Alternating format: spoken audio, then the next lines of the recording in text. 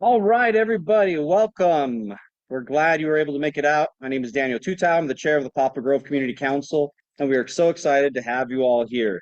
Um, in case you didn't get my really big memo, we have some refreshments over here whenever you come in person. For those that are watching online, well, no one's really online right now, but people might watch later to catch up.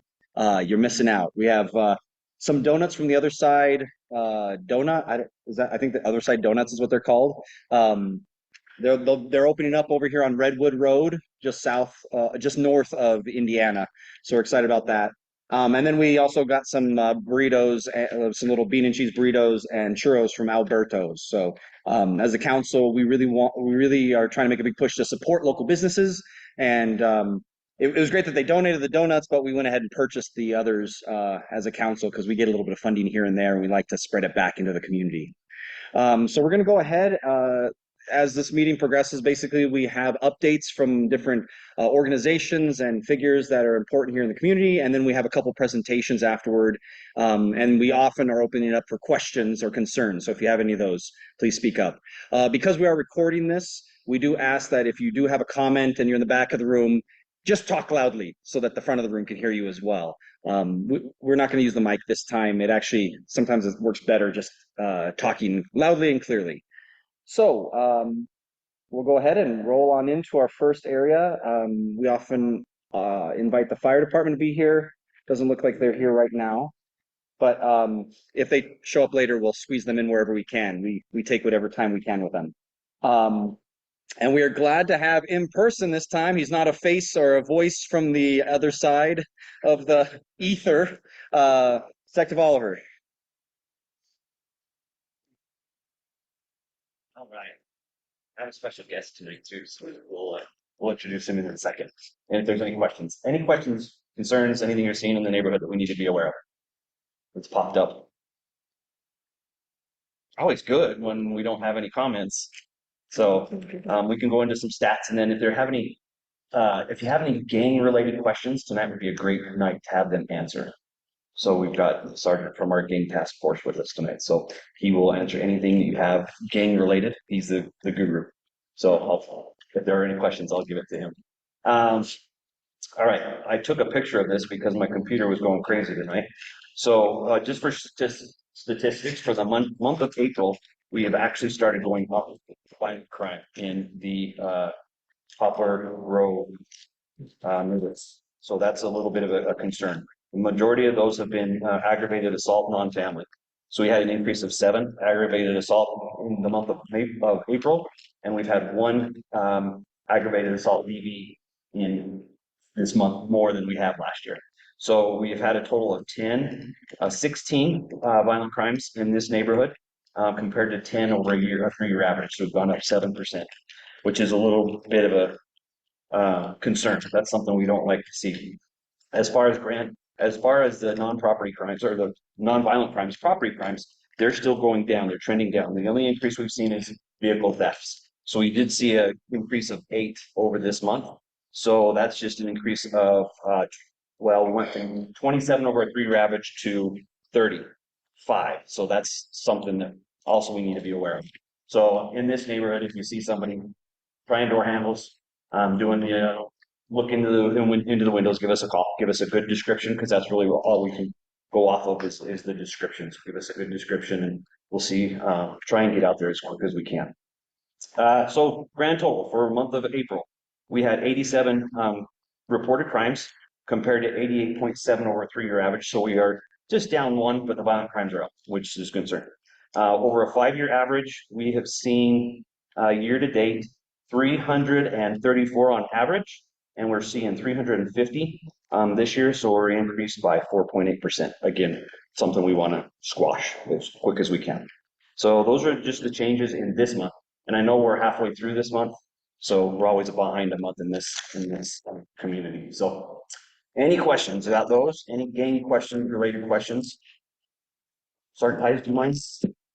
Yeah. Just, I'll introduce you. I know you've been here before. This is Sergeant Tice. He's with our gang task force, and he, like I said, if there's any gang questions, he's the guru. He's the man. So if there's not, we're done Is there early. any gang questions we should have? Yeah. And this is why I always ask our Yeah. council.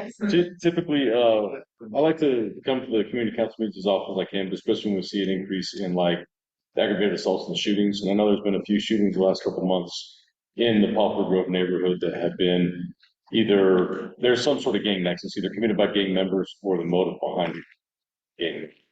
So if you have any questions about shootings in the neighborhood, I can do those or general gang questions. Go a certain time of night or day, exact. Uh, there's a higher frequency on the weekend nights, obviously, when these groups gather, party and drink, and then fights break out and violence occurs. So Friday and Saturday nights are typically the nights that we're going to see an increase in those. This last weekend, I think we handled 4 shootings just in the west side as we go into the park. So have you seen an increase as summer's coming, spring's and summer's Yeah. activity? Yeah, absolutely. And again, that plays into the groups are gathering more now that the weather former schools about to let out this week or next week. So we're going to see an increase in juvenile violence. We're trying to get ahead of that by, doing some more proactive patrols in these areas. The kids that we have, the juveniles that we have, I think we're going to stop them and just let them know we're monitoring. What about trim? So that's kind of what you said, are just increasing statistically or is it For the season or in general? just in general? So just, numbers of kids. Yeah, I think as far as like the kids involved in gangs, it's a pretty even trend. I don't think we're increasing or decreasing substantially. Okay. We're going to see an increase in their activity just because of the warmer months. Yeah. They're out of school. I just thought weird here. Yeah, it's a pretty even kill trend. Okay, thanks. What gangs do we have? Who thinks we belong to them? Like what I'm assuming the Polynesian like cryptic. it's the west side right here. Yeah. No, so Since west side, side, it could. That's a great offer. they would. It's absolutely not. I would, yeah. What's that? So that people lose three. To answer your question, the active gangs we have right now, Glendale Playboys, especially right here on the 3rd South Florida. There's a few of them live there, along Post Street. And then Florencia 13. They're the most active gang really in the state. We have a few documented members in Salt Lake City, and there's a big conflict between Glendale Playboys and Florencia right now. So that's probably the two you're gonna see. So are they wearing red or The blue. so they're both white Sereno sets. supremacist type people? What's that? They're white supremacist type, No, there's Sereno sets. but they're wearing blue. They're wearing blue. Yeah, that's the color they identify with. Well, this is like. Identifiable actions. People usually travel in threes, or what do they? Yeah, they'll travel in groups. Sometimes we see them by themselves. Usually, if they're going to be out committing violence, there's 3 or 4 or 5 or 6, or we've seen as many as 10 or 15. And they're usually trying to recruit the younger people and getting them to do initiation type things. Yeah, so the biggest age demographic for membership is probably 14 to 20. Unfortunately, we're seeing recruiting trends go as young as 10. Over in the Rose Park Meadowlark area, we've got information of gangs recruiting from Meadowlark Elementary. We had a shooting down there a couple of weeks ago, 10, 11-year-olds were involved. So it's getting younger and younger. It's kind of defeating the traditional trend of that 14. That used to be like the lowest age that the gang leadership would allow them to recruit, and they pushed that down. So where are these people living? Are they living in single housing with their parents, or are they living in on Yeah, the because a street? lot of them are juveniles, so they're still living at home. We don't see a lot. It's not a big trend of having homeless juveniles part of the gang. If they are, they're not active. It's usually the ones that have a home with a parent in it. Do they help their parents out or their kids are? Sometimes we're pretty good about working with our Promising Youth Project, which is we've Salt Lake City School District and doing home visits with them, and also with JYS. And if we come in contact with the juveniles, parents let them know their involvement, and it's it's a mixed bag on the reception we get from the parents. Unfortunately, sometimes the parents are the gang influence. They're growing up in that culture. Other times it's a good reception where we can build a rapport with parents, get them into some type of diversion programming to help get them out of the gang life. It's a difficult thing when the parents aren't willing. And sometimes it's a matter of the parents are struggling, so they're working 2 or 3 jobs to try to pay for rent, pay for groceries, and pay for daycare. So they're pulling their kids out of school to watch younger siblings. There's just not a lot of parental supervision. So are these people take this stuff inside like the school system? Yes. So it can be a danger to the people in going to school then? It can be, yeah.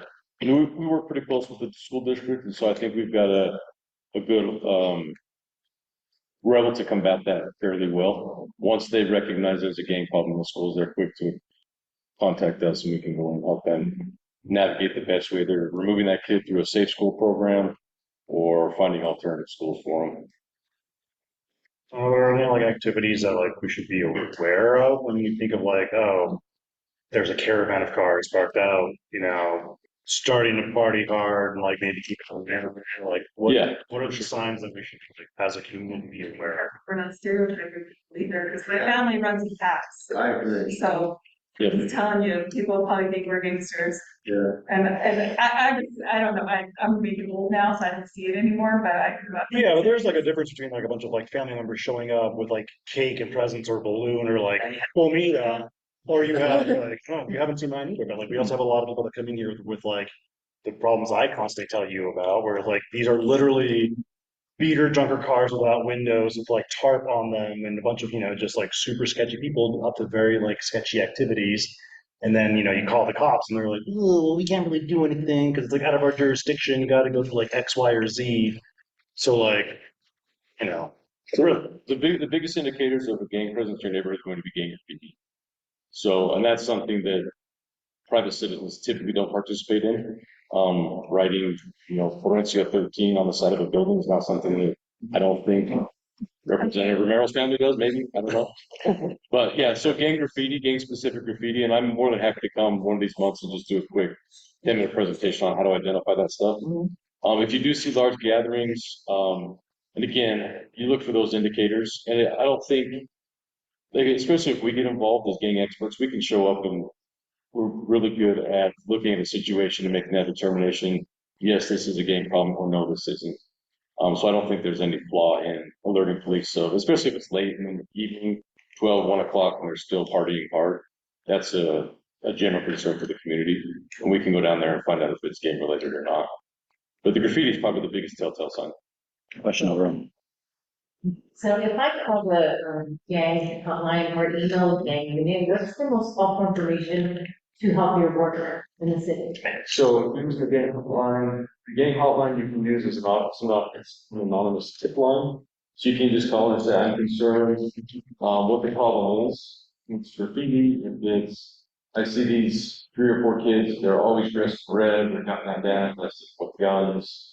A location, time, biggest thing. With the gang email, that's a good one for graffiti if you want to snap a picture of your cell phone and upload it to the gang. You can also use the SLC mobile app as a graffiti function. All right, great. Also, if you have any more questions, feel free to reach out. Remember trail that you talked about that? How the outreach is going? Yeah. Yeah, so we've got, I think they put out some numbers. There's been over 300 arrests in the last month or so. But that is also, we've also had the like VOA and stuff go out on the trail. So what we are seeing right now is not homeless related, it's crime related. So that's why we're putting more effort, more patrols into the area along the trail. I believe they've funded or they're planning on funding a Jordan River Trail patrol bike squad specifically for the trail. And that will be 2 squads. So it'll be like a morning and a day.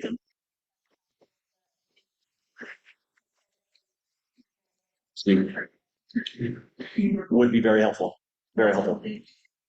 They would hit the time frames. Well, it'd be 2 squads, so they could run a 10-hour shift. They would just have to adjust for times off. I saw 4 people out of the Mountain Trail yesterday, like 7. Awesome. So it is getting warmer and you will see more officers out on bikes. Hopefully you'll see some on the UTVs as well. Just that show force. Well, what I project for the future is we're gonna start seeing cameras on those light poles. It's been mentioned, we do have some cameras out there. Yeah, absolutely. And the safety, the number one thing is the safety on the trail. And I don't think people would mind a camera just so they could be safe on the trail. But yeah, we do have some portable cameras out there that we've used as well.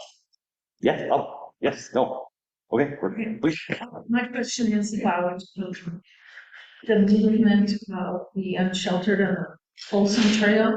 I use the Folsom Trail all the time. I bike it really to go to work and move them from place to place. And it's a little sketchy for me because usually if it's in the early morning, there's sleep and that could a lot of activity. I'm not afraid of it, but I have to go around it, and that is with trail. Yeah, no, and I agree with 100%. Folsom Trails is a really rough right now. From what 8th West, just past 8th West to 1000 West. It's bad, even along from 1000 West to the river. And that's been a priority for Patrol and Pioneer. Sometimes you'll see some, there will be some undercover activity that will be there as well. So I would just say be safe. You know what you're comfortable with. If you do see something, please call 911 because that's probably, I would say, the number one spot in the city. It's pretty dangerous, so I don't know. Well, and no, you need to call 911 because we're based on a call system. So if it starts, a hotspot starts to occur, that's where the resources go. If we don't get any calls from that hotspot, then we can't. Trail. If you feel like yes. Okay. Yeah, if you feel like your life, if you feel threatened or you're not sure, yes. Threatened, I just notice they don't bother me because I'm just going through. And still, that process, I would still 911 is usually fine number to call. Yeah, no issues there. Because if these people are on drugs, they're not rational and they're probably desperate. I agree with all of that. Yes. Right. Great. Awesome. Thanks, Detective Oliver. Surprising and not surprising, yeah, in our council here, we often take a little more time than we normally allot in the agenda for our police reports. So we appreciate his time and the questions that you all ask as well, because often, just like the first question that Angela proposed, like, what should we be asking? So it's nice to hear that from other people. Speaking of, it's We have counsel up at the Capitol, sometimes they can't tell us stuff, so I always ask them, is there something I should be asking you that I should be aware of? And then that's when they can share with me that. So for those of you that don't know me, my name is Angela Romero, and I represent everyone south of Fifth South, and Sandra represents everyone north of Fifth South. And we had our first interim meeting this last session. So I serve on law enforcement with Representative Hollins. I also serve on public education, and then I serve on the audit committee as well as executive appropriations. So right now we're looking at what we want to study during the legislative session, and forming bills. So if someone has an idea for a bill, I'm not doing any more bills because I'm the leader of my caucus. My job is to take care of my caucus members, and I have 3 bills that were left over from last session. So I'll be running those. I have to renew the Murdered and Missing Indigenous Women and Girls Task Force. And I'm still trying to get affirmative consent on our laws, but that's going to be a tough one. But if you're thinking about a bill, let me know and I'll see if there's one that matches with what you're interested in. The other thing I'm working on at a national level, I'm the president of the National Hispanic Caucus of State Legislators. I just got back from DC. Was doing a panel with the Utah Department of Commerce on just Latino community. And if you know our districts here, majority of my district, 50% of my district's Latino. So I was there with the congressional members talking about engaging our Latino community, and it was bipartisan and engaging people to vote. And so the other thing that we're working on right now at a national level is trying to push the president to do more work permits for individuals who are longstanding immigrants. So there are a lot of young people in our neighborhoods that have been here since they were 6 or 5, and some of them went to school with my son. They've graduated from college and even graduate school, but they can't get a job because they don't have a work permit. So we've been pushing the president to issue those work permits for specific individuals who are here in the US, because especially when it comes to young people that are now 25, 26, 27, they didn't come here by choice. So that's kind of what I'm working on, working with all of you on homeless issues, working on housing. I don't know if you all saw this, but the Utah Foundation came out with a survey. They surveyed a bunch of Utahns. The biggest issue for most Utahns is housing accessibility. So while I was in DC for the commerce thing, I was meeting with some of our elected officials at the congressional level, Congressman Raskin and Congressman Castro, really talking about housing accessibility, affordability, what can we do more at a federal level for rental assistance. But if we do something like that, the state needs to be willing to accept those funds as well, or is there ways to go through local government? So that's kind of what I've been working on. Again, if you have ideas, you have any questions that are legislative related, I'll stay here for like another 10 minutes and then I'm gonna head home because I got home last night and I'm tired. Go ahead, sorry. I don't want to take time away from the community because I don't live in the Poplar Grove area, but I'm soaring with the Jordan River Commission. And former council member. Yeah, but question about homelessness. So just over a year ago, I think it was during the session last year, the Office of Homeless Services and State Homelessness Council put together a master plan or a strategic plan to address homelessness. And Wayne Niederhauser, the director, and Governor Cox put together what I thought was an amazing proposal to implement that plan. I agree. The legislature funded less than a third of it. Correct. And so, you know, I know you're passionate about this, but how do you reconcile if you want to implement this plan, you got to have funding. With a third of the funding, what's your sense?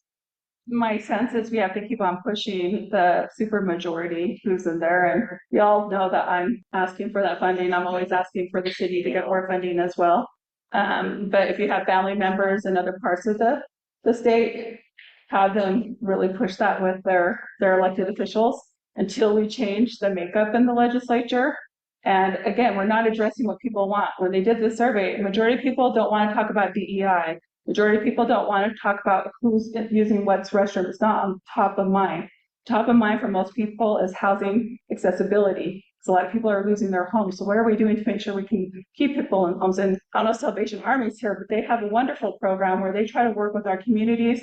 If somebody can't pay their utility bills or they're late for rent, they help them. I just attended one of their fundraisers, and there's other services there. So maybe we need to put that together, but we definitely need to put more funding into that. That's why I was asking our federal delegation, that's not the Utah delegation, to others that I know, to see if maybe they could help us push some of that, because a lot of the federal funding is going away from infrastructure and everything. And so we don't have, I mean, we have a desert when it comes to daycare.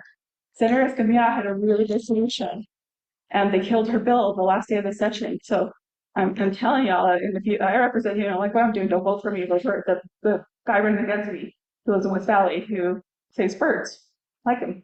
But my concern is that I can say all this stuff, but until we change the makeup of the body there for the whole group, we're going to continue to see this. And I personally feel like the caucus system is a bad system, because that's how we're gotten a lot of these individuals in the legislature. Because when I first got elected, it was a more moderate body. We could have a conversation and talk, and it was more compassionate. I've seen it go further right after 2016. And I've seen a lot of my moderate colleagues get pushed out by the far right in there. So if we really want change, we have to push back and say, you're not representing the people. 62% of Utahns say we, the elected officials at a federal, state, and local level, are not representing their voices. And so just like I told people that are telling me about the salaries for a city council mayor, I don't have control over that. You talk to them. This is your time to say, hey, I don't agree with you giving yourself a 25% salary and while you're increasing our water bill, and bringing coffee. That's where you can push at that level when you're talking about the budget. He was just talking about the police officers. This is your time to talk to council member Hui, because he's our council member, and say, these are the things I want to see happen. And these all can connect you to the budget, connect you to what they want to do, because the mayor controls her budget, but ultimately it's the city council that makes that decision, just like it's the governor and we need a house can say, I think these are wonderful. But at the end of the day, it's the legislature that controls those purse strings. And the only way we're going to change that is if people say, I'm done with this, and they vote for different people and we have more of a balance up there. Or you push these individuals like their special interest groups do to change. Because I think sometimes it's easy just to say this person is not listening, but reach out to them, see where your allies are. Tell me and I'll work with you on that. But I need to know who my allies are up there. We try all the time, especially when it comes to social services. We hear the saddest stories and there's waiting lists. But I have colleagues, so I'm on the Federalism Commission as well. Like Ken Ivory the other day, he's like, well, maybe we shouldn't take federal funding for public education. Let's research that and see what that would look like. Well, guess what? That's going to hurt our neighborhoods, Title I schools and kids that are receiving special ed. So I know it's hard to pay attention. I know it's frustrating, but man, we need you all to vote. And I'm not telling you how to vote or who to vote for, but research who your elected officials are. I enjoy your presence at city councils. I learn a lot when you speak and present. My question is, how do you push the supermajority to vote on like lesson plan that forum you mentioned? Is it emailing, calling, or It's emailing, but it's I'm not doing a generic email like, with groups sending a generic email, because I see a generic email and I go, oh, and if they're not my constituent, I'm going to prioritize all of you over them. But I would try to find time to educate people and talk to people in person. I think that's where you get people's heart at times. And I mean, that's how we're able to pass legislation sometimes, is we find those connections with our colleagues, because we are the super minority, but it's getting tougher to pass bills. But we've been able to pass really good bills, myself and other members of my caucus, but it's getting harder. But we have to educate or have people who that live in their districts, talk to them and go with them, saying that person say, hey, I'm your constituent, I want to meet with you about this, and just kind of get a feel for where they're at. But ultimately, we spend a lot of money on, right now, Title I, with the executive order by the President of the United States, our law contradicts that. I'm in Title IX. So the speaker and the president decided they want to sue. Well, Title IX is just not about bathrooms and gender identity. It's also about sexual assault. So it's so hard even for me to keep up with this stuff sometimes. But I will do my best to get a newsletter out. I'll have our staff, so then I can send it to you, and I can send it to you, and you can send it out to people. But always know you can call me, and you can find me. I'm usually in the neighborhood, or I'm on the trail even if I'm exercising, I have my headphones on. Just like that. I'm always around. And now with the redistricting, 60% of my district is West Valley. So I'm also working with another city. So, but yeah, I agree with you, Soren. And I'm excited to see the progress we've made on the micro shelters. So we'll see what happens on that. I think they're doing a walkthrough, and maybe that's something we connect you with Wayne Niederhauser. Maybe we do a site visit as a community council, because it's close to our neighborhoods. So we can look at that as well. But to address homelessness, we can't lock up everyone, as the council member told you, but I think there's other ways in which we can do intervention and we can invest money. And I personally believe, and whoever's listening there, this is my belief, I think we just, as a state, we could refocus and reprioritize what we spend money on. We just don't. So until we have more of a balance, it's hard for me to argue, but I'll keep on championing and fighting, because I see people in our neighborhoods getting pushed out because some of the older folks in our neighborhoods are passing away, or they're moving into other places. Their children are, flipping the house, or people that are renting here are fixing them up and pushing out families that were paying $1,000. Now it's $2,000. Seen a lot of that happen. So that's very concerning to us. But yeah, feel free to reach out to me. They know where to find me, and I apologize, but I haven't really slept a lot, so. We just want to thank you and say for the bills that you did pass this last year. You guys worked hard to do that. It's not easy, and we understand that, so we appreciate it. I mean, the one thing that I'm proud of that didn't get a lot of press, but I did want to, was we were able to get $150,000 or more to our air monitors that we work with Dr. Mendoza on for, and on the e-buses and on the track lines, so we can monitor the air. And then Senator Escamilla, we were able to expand health insurance So we have a lot of mixed status families, especially in our district, where all kids should have access to healthcare. I don't care who they are, they're children. And so we were able to pass that bill, but we are getting some blowback, and we're seeing what we're seeing up at the Capitol is people are trying to scapegoat people. And again, this is my opinion, but they're trying to scapegoat people who are undocumented. They're dehumanizing people. These are our neighbors and our friends. I just want to remind you all of that. They're not committing all the crimes that my colleagues say they are. So I think we just have to be, not you, but in my law enforcement. So I think we just need to make sure we get the facts straight and we hold people accountable when they say things. But please vote this session. I mean, this election cycle, I'm not telling you how to vote, but please be engaged and kind of watch what your elected officials doing, whether it's at a local level or a state level or federal level, and see if they match with your priorities. If they don't, see if their opponent does. Awesome. Thank you so much. So Representative Romero will be taking off. So if you have anything you want to ask her, do it in the hallway. So awesome. We'll roll ahead with our next contact, which is the mayor's office report. Da-da-da-da. Good evening, everyone. My name is Alicia de Leon, and I'm your community liaison to the mayor's office. Is this a good location? Maybe to over. find it? Yeah. See that little screen on the right that you're not in, but now you're right. Yeah. Okay, next slide, please. So I'm doing something new this season that my slides are bilingual. I know, yeah, many of you are predominantly English speakers, but I have a little bit of Spanish in there. So give me some feedback on how those slides look to you. So many of you know about the facade grant, yes? Okay, so I would like to say that the deadline to apply for this facade grant ends at the end of December, the 31st. I remember that you spoke to me about a market in Glendale, Acapulco Market, I think. Yeah.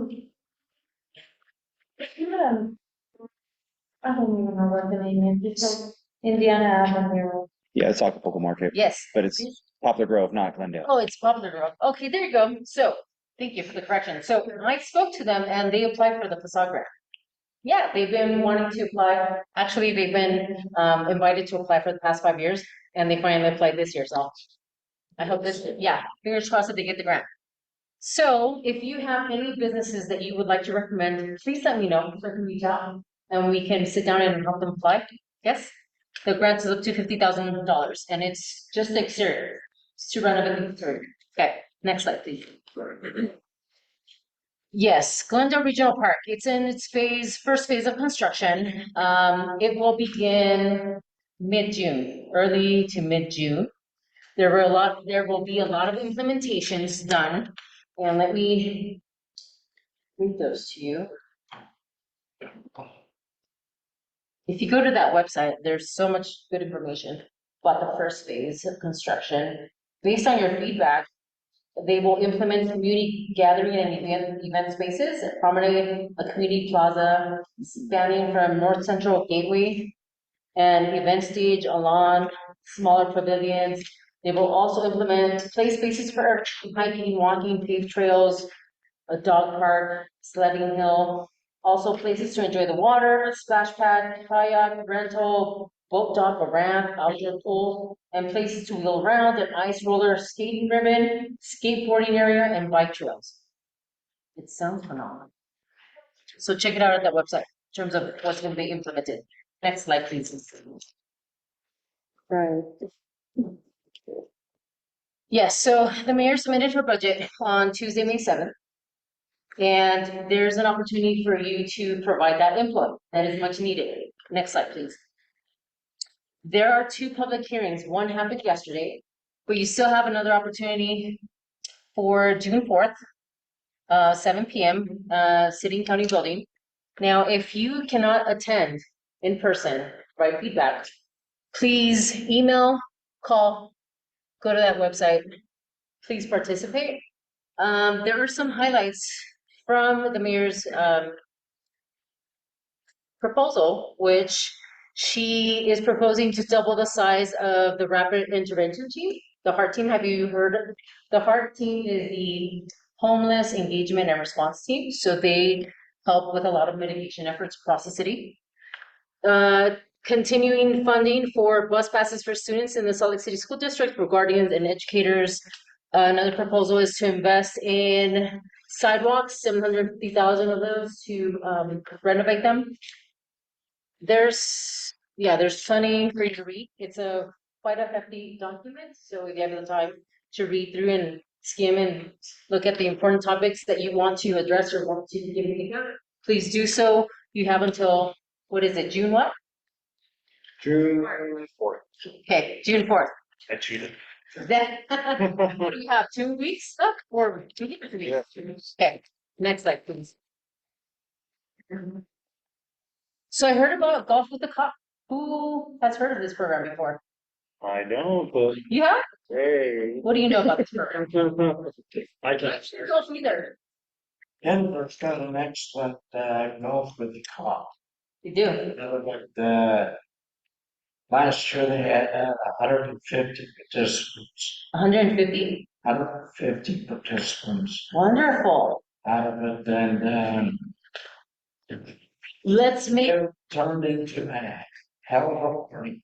Let's have a party in Salt Lake City, between our youth and the Salt Lake City Police Department.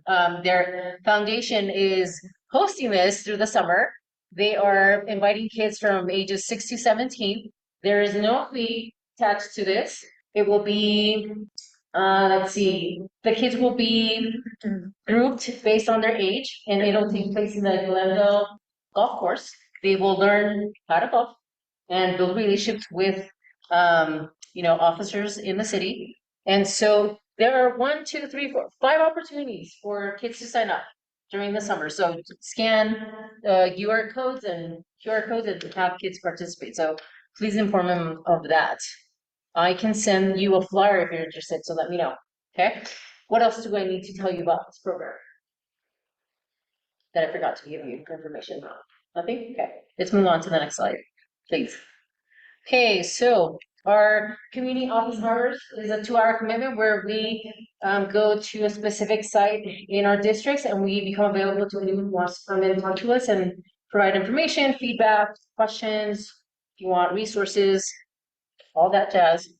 For my district, District 2, I will be here at the Neighborhood House Annual Summer Celebration. It will take place June 14th, 4 to 6 p.m. So I'll be here. Let's see, July, I will be in District 3, and then in August, we'll be back in this district at the Three Creeks Confluence Jazz in the Park. It will be August 17th from 5:30 to 7 p.m. So those are my community office hours, but all those other opportunities are also available for you to go chat with someone in the mayor's office and say, hey, what's going on with this? I haven't heard about this. I recommend this. Okay.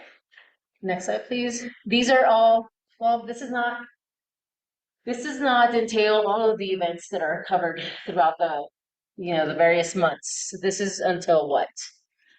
June. But some of these are ACE funded events. And just wanted to share that. I don't know if I'm up for my 5 minutes. Is there an event that's not on here? No, I was just excited. I saw spring dog training and the farmer's market's finally back. Ultra hype. Yes. Okay, next slide. And that's my contact information. Oh, one more thing before I forget. I was asked in the fall about placing more speed limit signs on 900 West. And I spoke to the transportation department today, and I asked about that because they have been placing and replacing new signs and new speed signs around the city. And so they told me that. I also have a question regarding, I don't know which office to ask about this. Might get some flashback from the community, and I apologize. What would be the possibility be for if you how there's residential parking signs and there's permits that you have for people that live around Capitol Hill, Yes. around Sugar House. Would there be a possibility to get that on 9th West of around this area? Because we have a lot of the issue that we have with a lot of the unsheltered community is that they live in their cars And the police can't do much unless it's 48 hours, but if you do put signs for like residential parking, we get them free anyway as residents. We homes and we can just leave them on if we have guests that come over, we can just have them parking pass, park on the street. Like all my friends that live on Capitol Hill have like The capital. that's Would it be okay for me to give you like thorough information about that question for next community council? sure. Because there's a code involved with that, there's a process involved, which is research, transportation would be involved in that. They're currently doing research at the fairgrounds, state fairgrounds, because there's so much demand for parking and there's a bit of chaos happening over there. So research is involved, yeah, there's a lot going on. So can I present next month about that That'd be with great. more detail? No. Okay. No? In like 3 months. Oh, 3 yeah, months? yeah, Why? because we take a summer break, so June and July we don't meet, but then August we'll meet. Can I send you that information directly then? Sure. And so you can distribute it with the community? Sure. Okay, fantastic. And then you can report in 3 months. In 3 months. Sure, I can share what's happening in Fair Park, what that process looks like for them. And how, if it would be applicable to 9 West. Yes, That'd be really good. fantastic, great. So mid-June, they're swapping out 224 signs and implementing 119 new signs citywide. On the west, on 9 West, there are 14 signs, speed limit signs, we're adding 8 more. I believe the signs are for 30. The speed limit is 35, I think it's something to and they're lowering the speed limit to 30. I think it's gonna be, they're gonna lower the speed limit on 9th West. Why? Why? You've got to barrel down from 2 lanes to 1 lane. And when the bus stops for the school, 2 doors down from me, you got traffic parked all the way back up until 8 South. Safety reasons for sure. There have been complaints about people speeding on 9 West. Yeah, after 11 o'clock at night. 11 o'clock at night.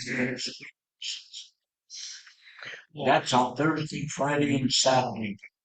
Could we is there a way to do like a police the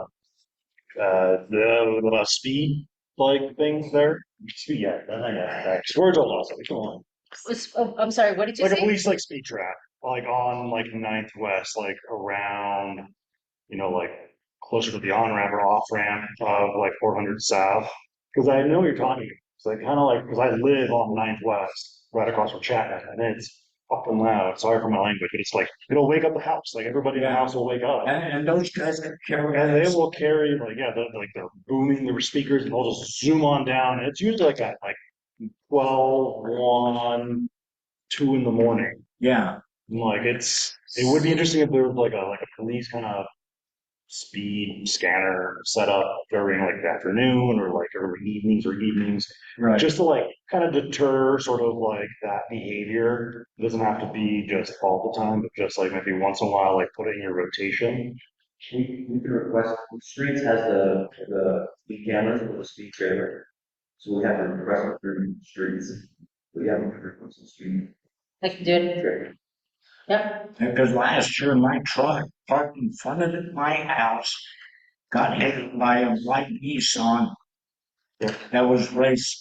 Yeah, and that's happened. So Out of 2 years ago, I had a car basically they were speed racing, and they Right. fell out of the curb. They basically got onto my park strip, killed all my plants, and they got into all the rocks, and they just the police were there, and the kids were just oh man, my bad, and just tossed some rocks back and then took off. But this kid that hit my truck, he tried to deny it.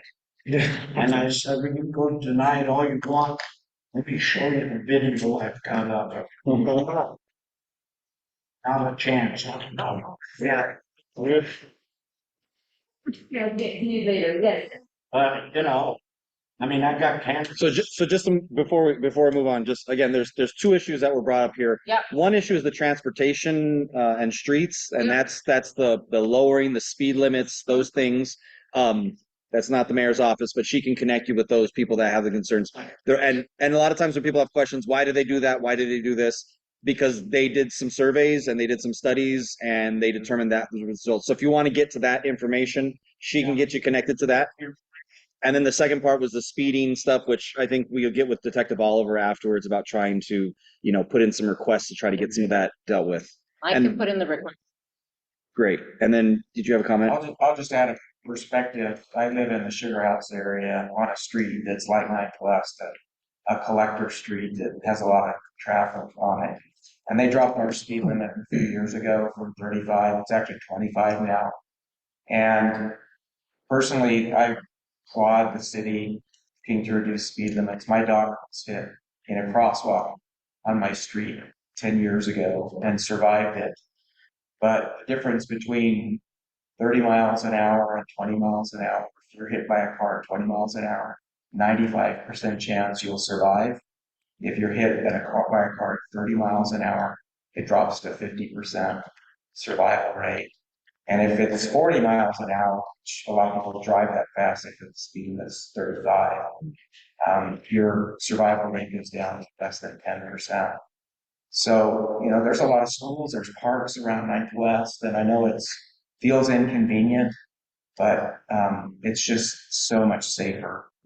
And with bike lanes and parks and trails and other things around 9th West, we have a lot more people biking and walking, and We have a lot of kids that cross on like 6 South to go to crossing the library. in the library.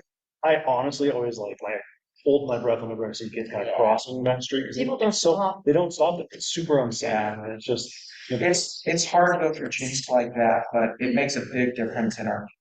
Thank you for adding to the Yeah, conversation. that's just my perspective and Yes. opinion, but it's helped a ton in my neighborhood. Thank you. When Great. did you say we're coming together again? August. 28th, I think. Okay, and Yeah. have you all applied for capital improvement projects? I mean, CIP projects? some people have here, but Is anyone interested in addressing any traffic calming measures in your community? I guess just to recap, a CIP grant is a capital improvement program. Yes, capital improvement program. Yes. And so those are larger projects the city puts on, big projects, 100, 200, $500,000 projects that are just normal city budgeted items, but they're usually community initiated. So they have them every year. Not every application is approved, but it goes onto the list. Usually they have anywhere between 20 and 50 that are applied, and they usually grant anywhere between 15 and 25 depending on the year. And the projects include, for example, on 1000 West, right down here on 7th South. They're going to be putting in a big roundabout, major projects at the Poplar Grove Park, redoing the tennis courts and putting in a basketball court. So if you have an idea of a larger project, it's a great opportunity to have the city help you with that. And you don't have to know how to do it all. You just have to have the idea and the willingness to follow through. And Alicia will be able to get you connected with those that can help you sort of get that to come to fruition. So in August, if you want a workshop or if you want someone to come present to you about CIP, I can organize that, or maybe not here, but have workshops for you to work through your ideas, because the application opens in September and I want you to have enough time for you to develop your idea and figure out who to talk to, because you will need your community council support, a letter and, drafted saying, we support this project in the communities, stuff like that. So just want to bring that up now. That's it on my end. Great. Yes. So, I got a card from from the city about sustainability, about raising the garbage costs, by so many dollars. Have you heard anything about that? Yes, today I received a report on it. I didn't get a chance to read it, that's why I didn't share it. Okay. But I could email that also to your community council and direct it to you, since I have your contact information, so you can read through that. And if you have further questions, then I can connect you to the outreach team for public utilities on that. Yeah, so yes, I have that information, I'm not really. Yes, I received it today. Okay, thanks, Alicia. Okay. If you have any other concerns, she is always willing to answer. Even if it's I don't know, I'll find out. No reports up. We're just taking them in. So nothing from Alejandro today from our city councilman. Any updates from the Sorensen Center? In the Sorensen Center, I think the most important thing is for those people that haven't filed their taxes and they need to do extensions. There is volunteers on Tuesdays from 1 to 3 p.m. Okay, great. And then always, if you are ever in the neighborhood, you stop by, they have a whole table full of all the stuff that's going on there usually. So great work. Anything from Neighbor Works? Not this time. I don't see anyone. And then Neighborhood House, right on time. I never heard to speak at these usually because I'm always at the front. Oh, and I have to speak over there. Were you just is that like were you just waiting for like the grand entrance? Oh no, I'm listening to you all. Oh my gosh, what is a good time calling you? Yes, so Alicia alluded to it earlier, but our summer celebration takes place on June 14th from 4 to 6 p.m. Currently, we have 25 tabling organizations signed up, but we have 40 tables. So anybody who would like to table, this is a great opportunity to get to know the 500 plus families that we serve, the majority of whom reside on the west side of Salt Lake City. So it's a great way to get to know people. Free food, there'll be activities for the kids. We want to get as many people there as possible, and events like these are a great way to connect with leaders who have strong networks within their own respective organizations. So please feel free to share any flyers that you might be able to receive from Poplar Grove via the disc list to your respective organizations because we want to see as many people here as possible. You can connect with me directly. I'll be here all night. So I'll be sitting up at the front if you're interested in tabling. Again, it's June 14th, which is a Friday, 4 to 6 p.m. Questions? Great. Great party. If you're able to make it out, it's a good time. Awesome. So we're thankful to all those that have presented so far. We just have a few updates from the council itself before we hop into our presentations. We've already kind of covered it. We alluded to that. We are not meeting for the next 2 months as a council. The board still meets, but we know y'all are busy. We're all busy. So we take off June and July just because it's it's a busy time of the year. We also take off the winter months of November and December because Thanksgiving and Christmas, no one wants to meet. So we think it's important to be connected. If you know of anything that's going on, you can still send an email to us at info@poplargroveslc.org. And we still generally send out like a monthly recap or update of stuff that's going on during the off months. But we won't be here on the fourth Wednesdays. So, I mean, you're welcome to come, but you'll just be standing outside the building locked out. So we look forward to seeing you in August. We wanted to remind you to continue to support local venues. Sugar Space, which is right just north of 200 South here in Poplar Grove, has a great warehouse space there, performing arts space, and on the first and third Sundays of the month, they hold an open mic night. Utah Slim helps run that, so you can feel free. His number's there on the slide, or if you know of anyone or just want to show up, it's a good time. There's some great talent that rotates through there as well. Oh yeah, we wanted to let you know another small business in our area, which is Bakery 43, which is located right on 900 South, right next to the freeway there by the 15. They're a relatively new venue. They provided our treats last month and were our community spotlight, but they are holding a Pride Festival event on June 7th, 8th, and 9th. Yeah, from the 7th to the 9th, and it's just I'm not sure 100% what they have going on, but they're supposed to have outdoor vendors, and it should be a whole thing. So feel free to go out there and try to support. They're going to have a lot of different small businesses out there, and it should be a good time. And then what else we got? So there's this event that this dude in the neighborhood puts on every year called Park Performances. That dude is me. So it's just an opportunity to feature local talent. This year we're doing 3 times. We've done this is our 3rd year, so we thought we'd do it 3 times in the year. So we're doing it the second Saturdays of June, July, and August. It's right at Poplar Grove Park, which is on Indiana and Emory, about 1200 west or so. And it's just in the pavilion. It's from 5:30, something like 5 to 8. but the performances start at 6:30. And so we have a few small organizations tabling. It's not a huge event, but it's a great opportunity to get out, activate the park, and meet your neighbors. Um, since it's such a small grassroots opportunity event, we can squeeze people in up to the last minute. So if you know anyone else that would like to perform, we've had a lot of like musical performances. We've had, you know, instrumentalists and singers. We've had dance groups. But if you, I don't know, you have a dramatic monologue you do, or some, you know, interpretive individual dance or something, as long as it's family appropriate, this is a venue to try that out.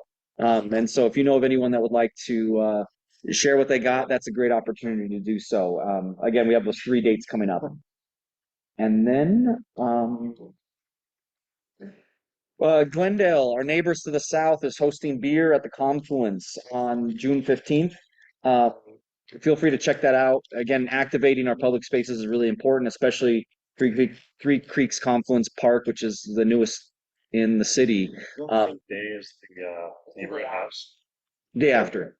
Yeah, neighborhood house event is on the 14th. This was on the 15th.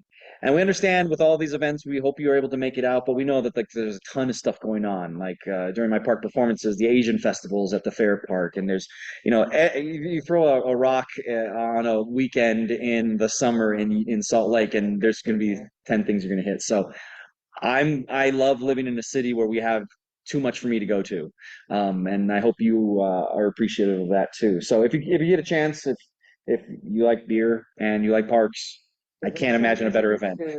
But yeah, if you even if you don't do beer, it's a great event. It's all age also, so. All ages drinking.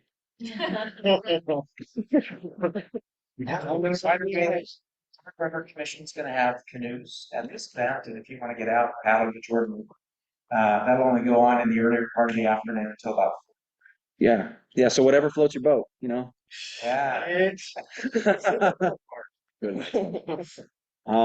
And then it's still a ways away, but we always want to get this on your calendars. We're doing Groove in the Grove. It's our annual celebration. It's on Saturday, September 28th. It'll be held outside of the Pioneer Police Precinct, and basically it's a big community block party festival event. We have dozens of different organizations. This year, one thing we're trying out new, we're gonna see if anyone's interested of having a little vendor row as well. So if you sell stuff, we do currently have a little entry fee of $25 just to make sure you have some skin in the game. But if you know someone like my kids sell soap, and you know, if someone is interested in being a vendor at the thing and 25 is kind of too much for them, let us know. We're flexible on that. But it's giving an opportunity for some of our small businesses in the community to be featured, not just to table, but also to sell some of their wares. And so if you know of anyone that's interested, you can go to our website at poplargroveslc.org. There's a tab events, and there's a Groove in the Grove tab. There's a vendor entry form. So if you would like to table as an organization, if you'd like to table as a vendor, if you're interested in performing, if you have that, we want you to be a little bit better. I mean, like park performances, we'll take anyone, but this one, you know, we want your act to be put together for Groove in the Grove. Art is subjective. Yeah, it's subjective to what I like. So, no, but it's a great opportunity. We hope you're able to make it out. We drove past the precinct the other day, and my 11-year-old was like, "Dad, I can't wait till a Groove in the Grove happens." I was like, "Good, it worked last year." So we have a lot of events for the family. We have, you know, we get a bounce house. We have a giant sand pit. We had rock climbing walls, and the police did the biking, and we had taco trucks, and That was a really good. and a 21 up and down beer garden. It was an alcohol-free beer garden. And so we try to make that a big event. So get that on your calendars early, and let us know if you'd like to be involved in any way. Or if you just like to volunteer to help out, we can always use a little bit of help with that. A reminder, this is another reason that we exist as a community council, is to get input when things are happening. Specifically, a lot of the stuff that comes across our plate is like new buildings going up in the area, zoning exemptions or things like that. Because they come at all kinds of different times.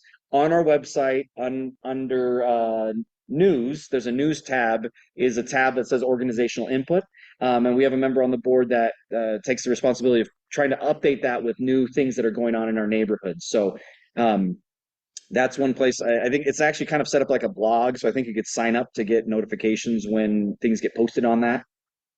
Yeah, an RSS feed for that. So we have different things that come up, and if you have any feedback and you give that feedback to us, we give that feedback on to the planning commission. You can also just give that feedback to the planning commission. You don't need us in order to do that. We don't carry any more weight than you just contacting them directly. So if you have something you don't like going up, you can let them know.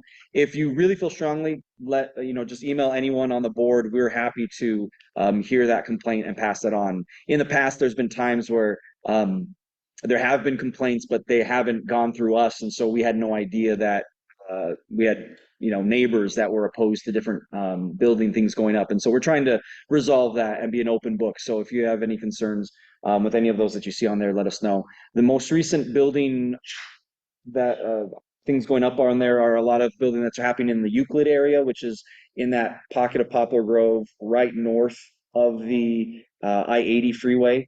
So it's just, it's like 175 south or something, whatever that street is. It's just right the block north of 200 south. There's a lot of multi-family units that are getting put into that area. And so the most recent one was a townhouse, I don't know, 8-plex or something like that that's going in, which we actually like because earlier they tried to put in, I think, 30 something units in that same spot. And so there's a lot of building going on in our neighborhood, especially in that region. So just encouraging you again to take a look at that. And then the last thing before we move on to our presentations, we as a council are trying to highlight our local businesses.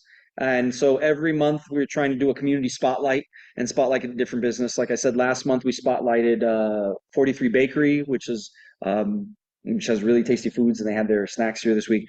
M1 Specialties doesn't have any treats, so we didn't have them provide any treats.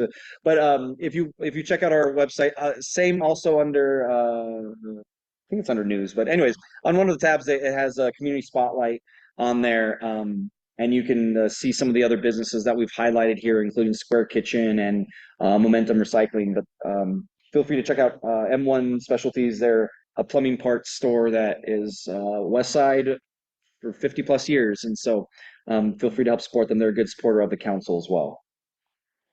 And with that, we'd like to also, always thank Neighborhood House for providing us a venue here. They provide us with a really cool big screen, so we look extra fancy when we meet here as well.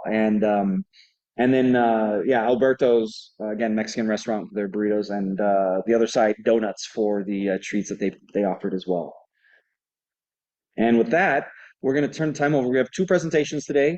We have one from the Fisher House, and then we have one from Aspire. And so we'll just turn the time over to Nan. And Soren. No, just Nan. No,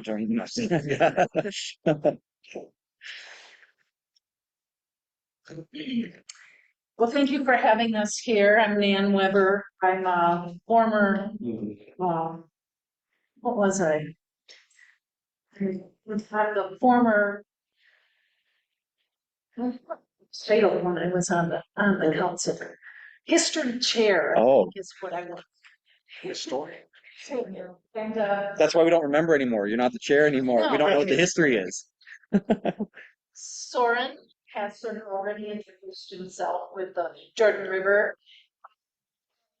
We have just a few things to share with you tonight, about the fishermen.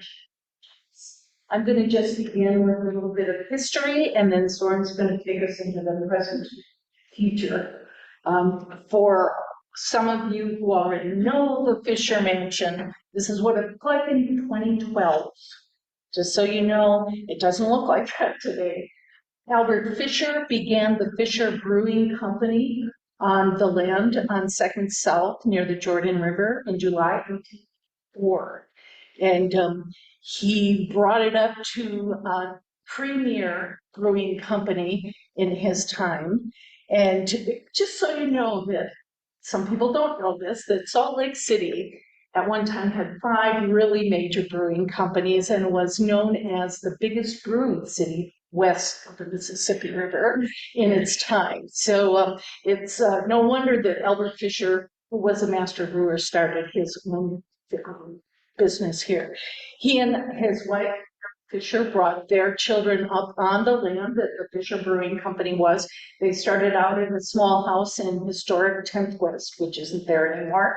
And then in 1893, they had Richard Cletting, who is the architect of our Capitol, for instance, design his mansion and the carriage house on that property. And the Fishers brought their children up in this property until the 1940s. Albert Fisher died in 1917, which is just when Utah had their prohibition before national prohibition. But in the time between our prohibition and when it was released in late 1933, Frank Fisher, son of Albert and Alma, modernized and really made the Fisher Brewery state of the art.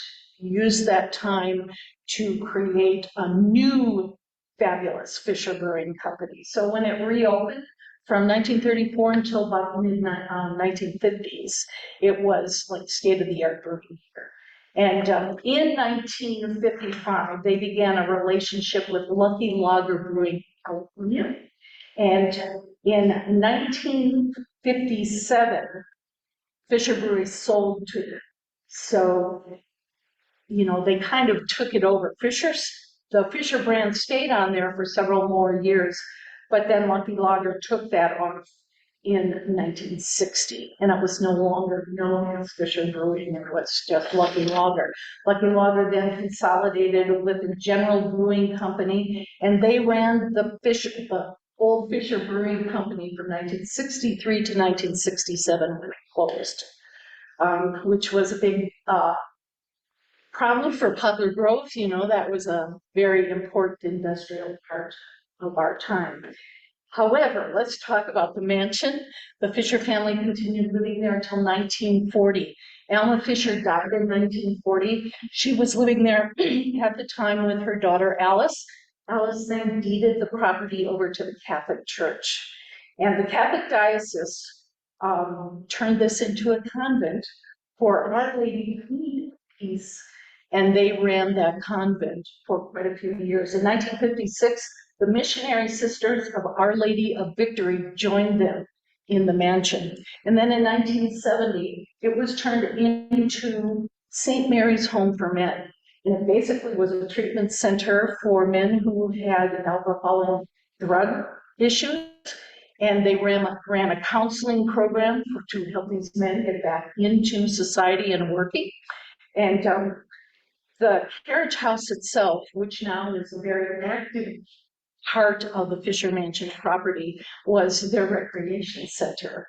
About 40 men were continually given meals out of the mansion. 25 men did call the mansion, and they were housed in the upper portion of the mansion. And those men were counseled and given jobs, mostly in construction and landscaping.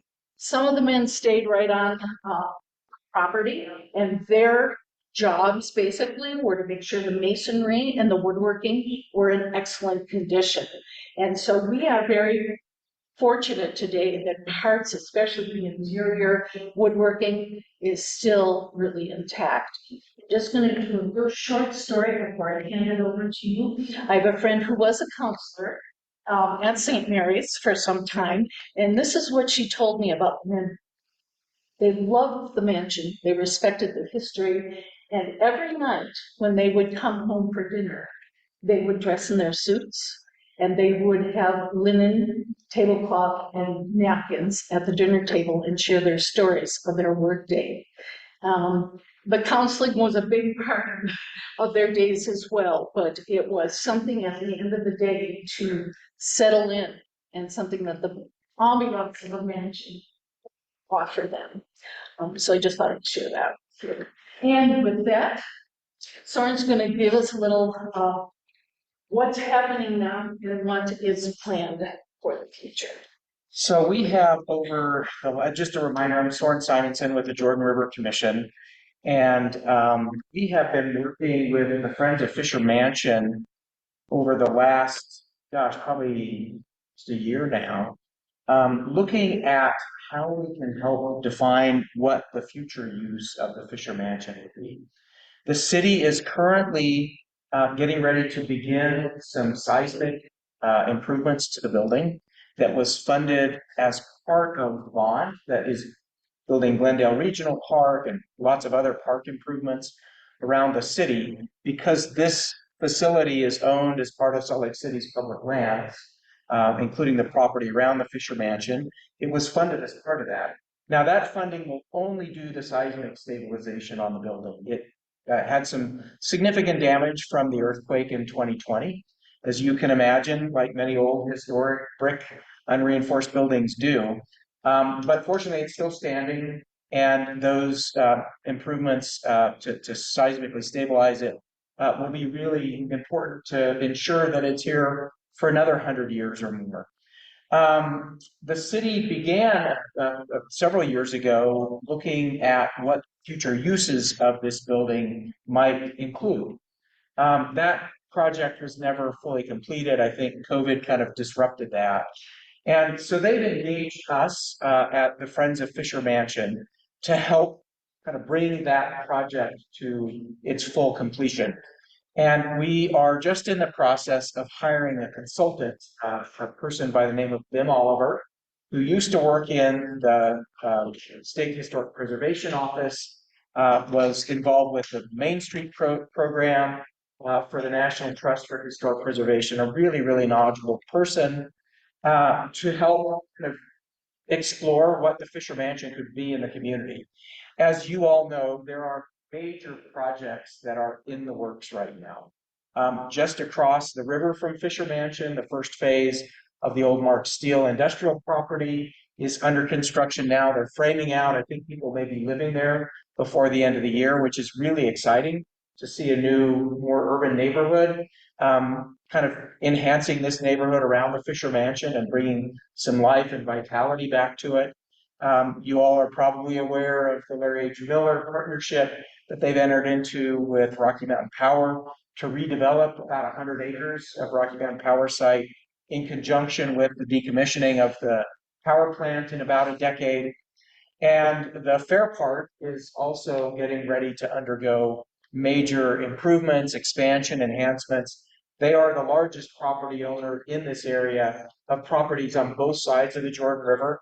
And I'm really excited with what they are planning to do between the Larry H. Miller and the Fair Park property. They're looking to completely transform the Jordan River from this kind of back of house industrial area into the center of community and culture. And we think that the Fisher Mansion can play a really significant role in kind of leading the charge of recentering community and culture around the Jordan River. And rather than being kind of this wasteland, it becoming a really vibrant place. Now, this will be a different place than much of the Jordan River. The Jordan River is 50 miles long, and much of the river is being preserved and conserved and restored as natural area. But this one pocket and a couple of others in other locations across the Salt Lake Valley is an area that we see as being a really kind of urban district around the river. We're trying to work closely with Larry H. Miller and the Fair Park to make sure that conservation and green space and some habitat is part of this, but it will be an area that's going to be much more urban than, say, Kennecott Nature Preserve in Murray or the Legacy Nature Preserve in North Salt Lake. So we are just in the process of finalizing an agreement with Bim Oliver. We're going to be doing next week a tour with him and finalizing a contract. We still have a little bit of money that we need to raise. The Jordan River Commission has encouraged Friends of Fisher Mansion to apply for our small grant that will provide a portion of that funding.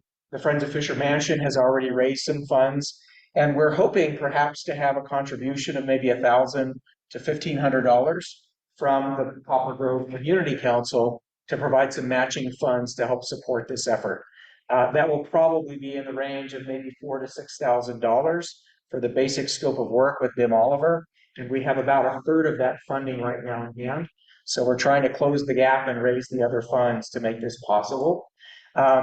We will be working pretty closely with public engagement with the Salt Lake City Parks, Trails, and Natural Lands Division. And we're hoping to use the site as a way to do some outreach and activities and things like that in the coming months to help just raise awareness.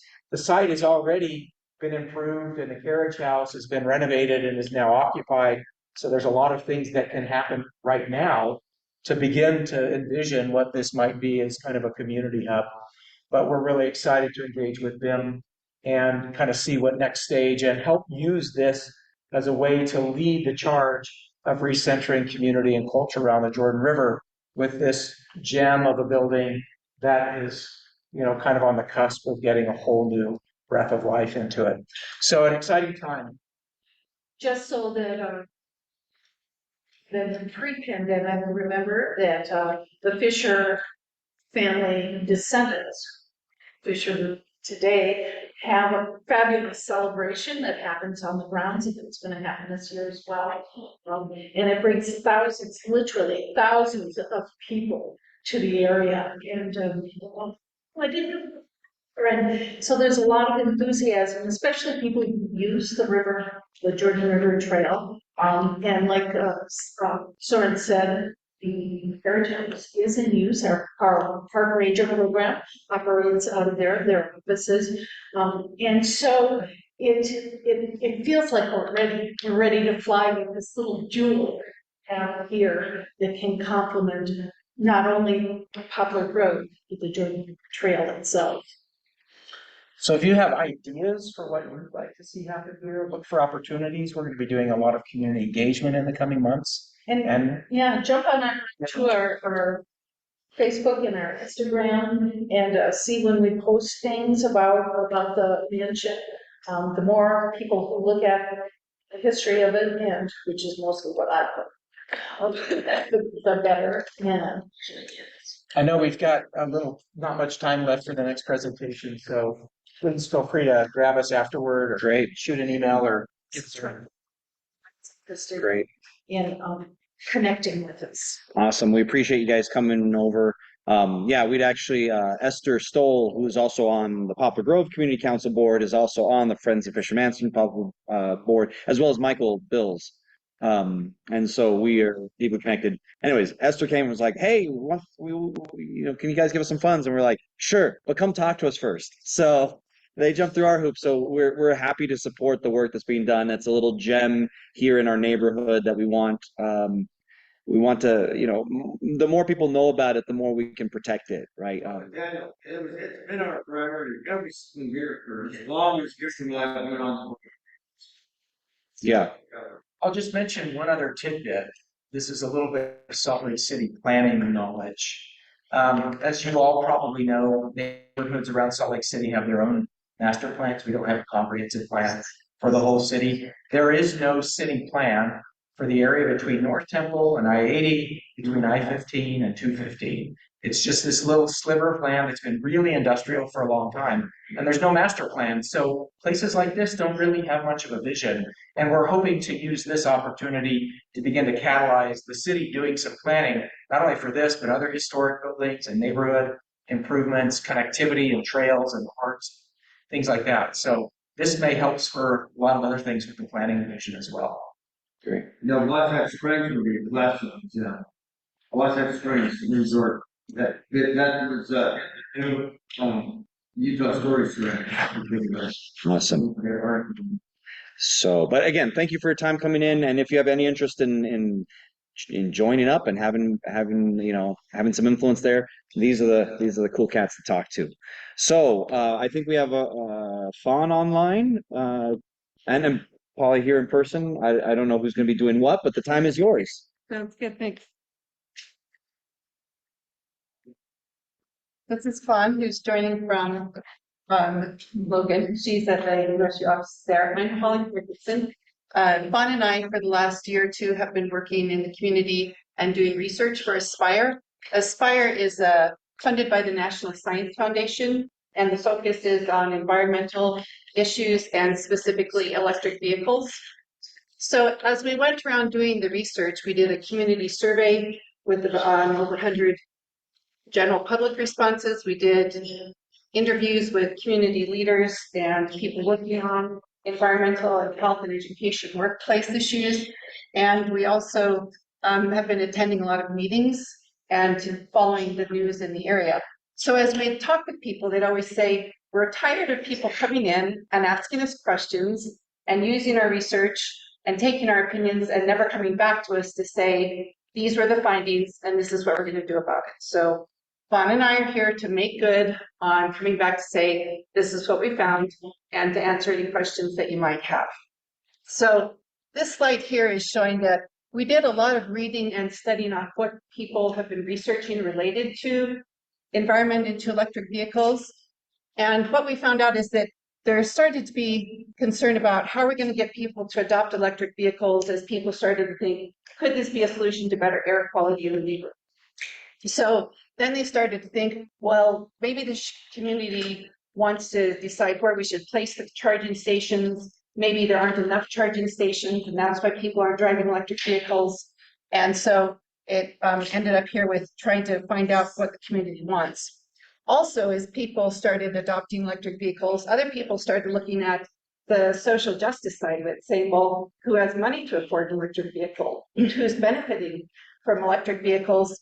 And so that kind of brought it around here to thinking, well, how can people who don't have an electric vehicle, also people who don't have a vehicle at all, what benefit are they going to get? So background to community here and the community inputs needed. So as we read dozens and dozens of articles, and there are truly hundreds, even thousands of people researching what's the best battery, what's the best charging station, can we electrify the roadway so that your car charges as it drives in a certain lane? All those things are being researched by a lot of really bright engineering people. So what Fawn and I and our team, Dr. Meekum and Dr. Wilson Lopez, have been looking at are the community parts. So trying to find out what does community think about electric vehicles and what would they like to see happen. So the research that we've come up with, we can go ahead to the next one, is that too often the discussions are just based about transportation and people talking about it as if its own little silo. It's just about transportation. And what we heard from almost everyone that we talked to is that all of these human needs are intertwined. You can't make decisions about electric vehicles without deciding how can people get to and from work, how can people get to and from school, how does your job lead to how does your education lead to the kind of job you get, and you can't get that job if you can't get to work, you can't get to your doctor's appointment if you can't find the transportation. All these things go round and round and round.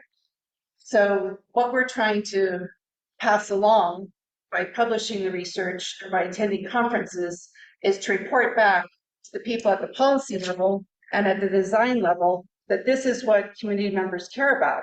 They want you to pull in all of these discussions and not just talk about we need more electric cars. We want to find out, well, how does that affect healthcare? How are we going to get the kids to school? How can we participate in, say, a community event like this? You can't participate if you can't get here. So it's a transportation issue as well. All right, and then our next slide tells us about specifically charging stations. So as we talk to people, they would say things like, I'm glad that you're interested in charging stations, but could we just get a garbage can at the bus stop? These are some basic things that they felt like do not even exist and that people are not drawing attention to, specific things like that. So what we put together and are proposing as we publish research and as we talk at conferences and we've already passed this along to Salt Lake City. They had a transportation forum that Dan was also at. And so we were sharing these ideas there. So one question on the survey was people in my community would use public charging stations if they offered a range of options. For example, e-bikes, scooters, small cars for fast charging. And then as we talked to more people, it expanded into the ideas of that they wanted benches. So they talk about, say you're setting off to walk, maybe it's an older couple, maybe it's people with mobility issues. They set off walking and they need a place to rest. It gets very hot here in the summer. They want things like a bench, they want shade, they want the trash cans. People talk about, so you set off with your phone, you run out of battery, where are you going to charge it? Maybe you do have an e-bike or a scooter, but you run out of battery and you need to charge it. So we're trying to propose that all these things should be offered as the policymakers are saying we need more charging stations, we're saying when you make a charging station, the community wants these things included. So that there are incentives, people are being given financial incentives to buy an electric vehicle. Other people are being given financial incentives to install the charging station. So what we're trying to elevate in the conversation is other amenities so that everyone in the community gets something out of progress that's being made on electric vehicles. So any questions on that? I have the details on the survey responses. If anyone wants to know more about all the questions asked or all the answers, but the main issue is people saying affordability is the reason why we don't have an electric car. There weren't many concerns about the downsides of electric cars, although some people do have concerns, and that's part of the conversation still. But a big part of it was just keeping to remind people that this isn't something that everyone can afford, but there are things that would be helpful to get people to school, to jobs, to healthcare, using transportation systems by having things that are affordable and that specifically plan for the existing needs in the community. So just sharing that back. Great, thank you. Yeah, we appreciate taking the time. Aspire has been involved a lot in our community and in our events and stuff, so it's nice. Again, it's nice to get a report on what they're finding out. And so, with that, as we come to the near the end of our meeting, again, as a community council, it's great. We have the opportunity to get together and meet and talk. But just a reminder that we have almost no authority to change anything except pass on complaints. So with that said, it's open public comment time. If anyone has an issue they want to bring up. And also, even though we can't change anything directly, sometimes having a comment is good because sometimes it gets the brains thinking of other people that have the answers. So go ahead, Nan. I was actually going to ask when they were here, but two of my neighbors spurned and they no longer are in those houses, and those ones are just sitting there burnt out. And my question is, when will those homes either be taken down? I mean, it's, it's an eyesore, but it's also people are breaking into, and so we have some characters. And I'm wondering who I contact about when those homes that are no longer viable living in are going to be dealt with, I guess. Great, Alicia. Does anybody have ideas? So if I'm gonna task you maybe to help us figure out who the question is. There's a couple homes that have burnt down in our neighborhood recently. Who do we help contact to figure out, like, as they're a danger or possibly can be partially inhabited, that sort of thing? Who we talk to in the city to help us deal with figure out that if there is, I mean, Department of Health or building or. Okay, so on a monthly basis, we have a CAT team meeting, which is Community Action Team, where we address community concerns, and this would be that conversation because many entities from the city collaborate on those discussions to address concerns that we may not have a solution, but we come together and discuss how do we take care of, this. So should she reach out to you directly with the stuff and then you would take that to the CAT? Yes, next week is the first week of June, so it'll be coming soon. So if we can talk and give me details about that, that would be great. Okay, she'll take that to the CAT team, and I think that sounds like a perfect solution. Thanks, guys. Awesome. Any other public comment or concern or question? I have a comment. I work at the Sorensen Unity Center, and to the south side of the Sorensen, there is a bus stop. And they replaced the bench and they replaced the shed, and it looks really nice. Well, I take the bus to come home. A lot of people sits there to relax, to rest, to have a drink, to drink some water because they're going either to the fitness center or somewhere else. There's no garbage can there, right? So I sent an email to the UTA requesting a garbage can for the spot because there was like ton and ton of garbage. I got an email back saying that they will not put a garbage can there because not 10 passengers get on the bus on that stop. So then the garbage is all over the place. Beer can, water can, you name it. Milk jugs, garbage, baby diapers, and then there's a gutter in the front that when they don't dump it on the stop, they just dump it on the gutter. So when you look other bus stops, all the stops, almost all of them has a garbage can, all of them. But that one does not, because 10 passengers do not stand there to take the 509 to go to Central City. Mhm. A garbage can. I can buy it. Yeah. Okay. Oh, can we do anything about that? I mean, complain? We could send a letter too? UTA and complain to them about it. Yeah. Right. Maybe I'll reach. Thing as well, there ain't enough people at the bus stop. Well, it's what? You know, in the meantime, it's your property, you're responsible for that, and you're supposed to be cleaning it up.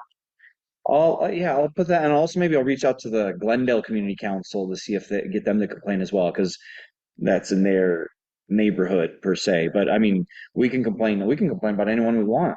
So I'll take a note, and as a council, we'll talk about it in our next board meeting if we could send a letter as well, complaining, and we'll create a campaign to get a trash can. Yeah. Before I forget, you mentioned that in the next 2 years, the mayor would like to visit community council meetings for about 30 minutes or so, 45. Would you like her to visit, and I'm just putting it out there, would you like her to visit, soon, like this fall or in the spring? So I just want to put it out there. Okay, great. And I think we'd also talked about, I think we might be, I think we were talking about combining with Glendale or with Fair Park with one of those to bolster and make it a special meeting. I think moving, talking to our director, I think he's recommending. Just individual? Just to give. Okay. Well, we'll take time whenever she wants. And I know in August also the new library president, Salt Lake City Public Library has a new president. He was planning on coming today, but then his kid had a performance, so I think he's going to try to come in August or September as well. But I think I speak because I'm the chair of the council. Whenever she wants to come, we're happy to have her. So if you were to have, Probably September. okay, I'll look into September, request from executive assistant, time, and then from here. Great. Awesome. Yeah. Bilingual pool workers, which is the Spanish speaker for the upcoming question of June September. So if anyone is interested in doing that, our contact information. It's a paid position. It's pretty easy. It's actually really interesting to see the election process up front. You have to do a 3-hour training a couple of days before the election, and then you're there election day from like 6:30 in the morning until like 10 at night. It's a long day, but it's really a great opportunity. Wait, that. I mean, it's a. So,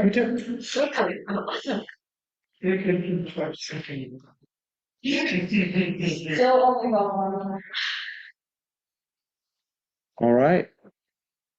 Well, folks, yeah, I'd like to keep things rolling. So, again, we're off for a couple months as an official meeting, but if you have any concerns, feel free to reach out. Daniel, Marissa, anyone on the board. So if you need anything, Daniel at poplargroveslc.org or just info@slc.org, you can reach us. And we look forward to seeing you in a couple months. Keep up the good work and enjoy the summertime. There's a lot of events going on, and be safe out there. Okay, thanks everybody.